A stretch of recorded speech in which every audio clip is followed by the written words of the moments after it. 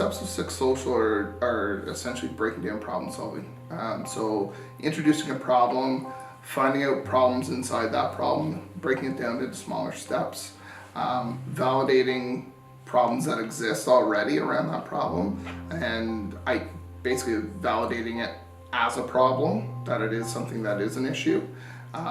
Looking at solutions that already work, and then coming up with our own ideas maybe based upon those solutions or features of those solutions, and prototyping eventually a solution to whatever the original problem is. In this Six Social project, our big problem that the whole school is tackling is around learning disabilities, as all our students have learning disabilities.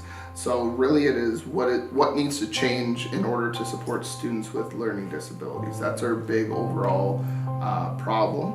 We really had to take a step back as teachers to really understand how important it is to dive deep into the problem and to really understand what is being asked of them and of the students, and to make sure that the students have clarity in that, so that when they go to solve the problem, it's almost second nature and they're fluent in doing that. And so what Six Social is it's a way to communicate our LDs and think of problems or problems and solutions if we come across a problem. I really like the Six Social project because it helped with like figuring out different ways to like solve problems, and it got my hands on, so I wasn't just like sitting in class and doing like a bunch of writing. It was kind of fun because we had to really think and talk, and it took a lot of effort, and you had to really communicate in order to complete the tasks. So it was a big puzzle.